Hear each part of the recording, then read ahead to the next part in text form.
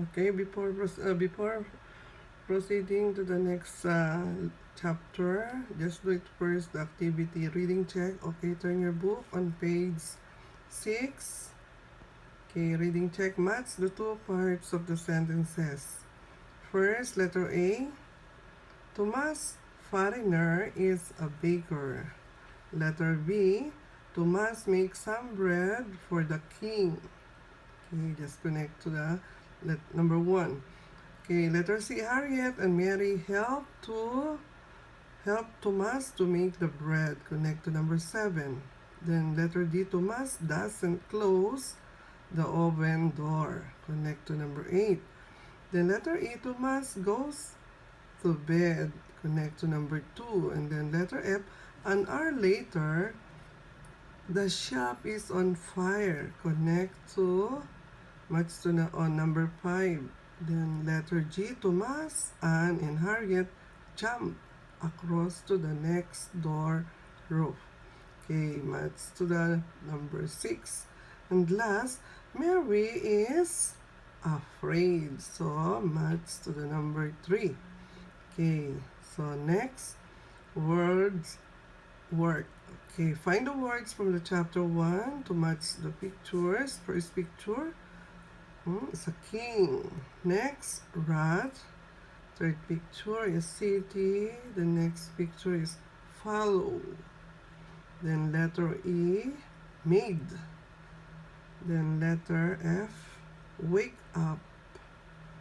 Then letter G, fire. And then letter H, narrow. Okay, turn on page 7. Page 7. Okay, on page 7, number 1, use the words for activity 1 to complete the sentences. Letter A, in 1666, Charles II is the King of England. London is a very big city. Letter C, Thomas Fariner and his wife wake up early morning to make a bread for the king. Then letter D, a lot of smoke is coming from the house. Quick, it's on fire. Then letter E, look, there's a big mouse over there. That isn't a mouse, it's a rat. Letter F, I'm sorry, I can't follow you onto the roof. I'm afraid.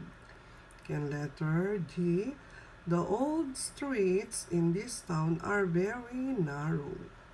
Then letter H, some rich people have a maid working in their house. That's all for the chapter 1 activity. And then guess what? What happened in the next chapter? Tick 2 boxes. The first box says, look at the picture. Mary's jumped to the next door roof. Then the next picture, Mary's doesn't jump because he is afraid. Then letter D, Thomas. Look at the picture. Thomas goes back to help Mary. And letter D, Thomas, Harriet, and Anne go down a ladder. So that's all for the chapter 1. Move it for the chapter 2 activity. Turn your books on page 12. On page 12, the reading check on page 12. Okay, are these sentences true or false? Tick the boxes. Okay, here's the column of true and here's the column of false. Okay, letter A. Mary jumps to the house next door. The answer is false. Why? Because she doesn't jump.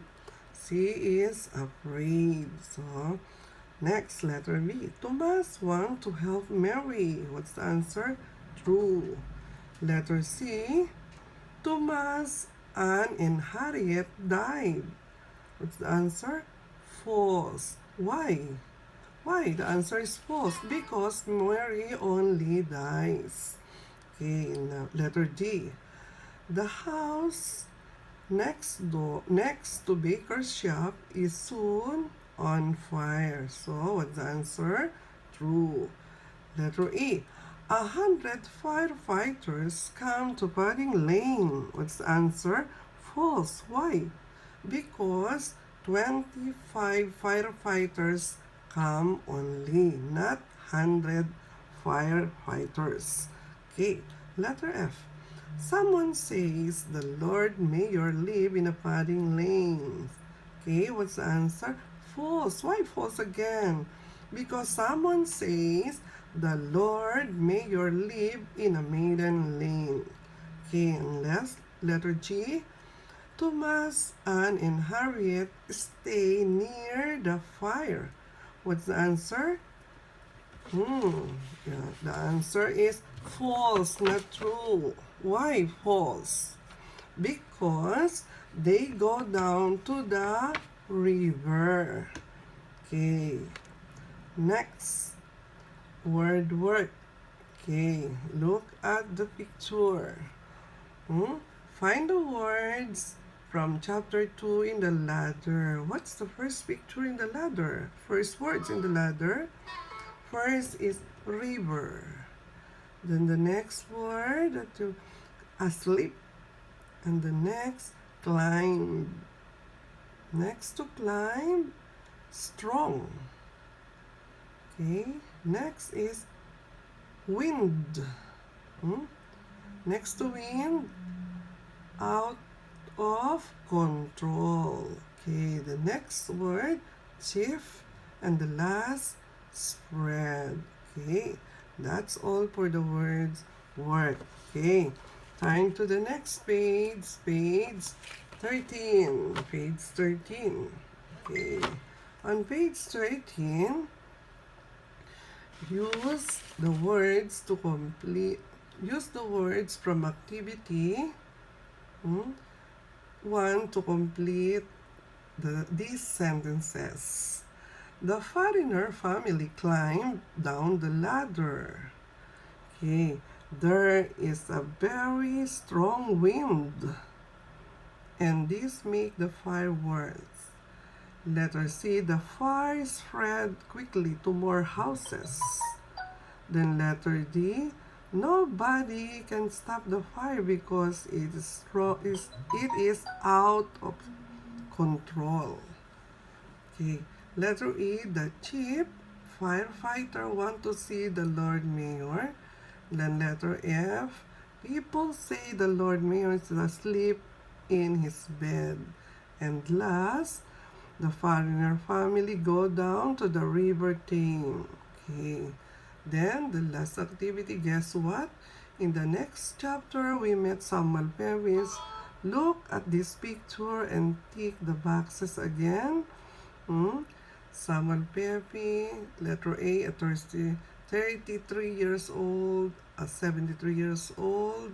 Letter B, works in a workshop, write in his diary every day. And C, goes to look at the fire and run away from the fire. So you guess what? In the next chapter, we met some APs. Okay. Now, check your answer. Here is the answer key to make sure all your answer get a correct answer. Here's the answer key for chapter 1 and also for chapter 2. So that's all for that activity. Good luck to everyone.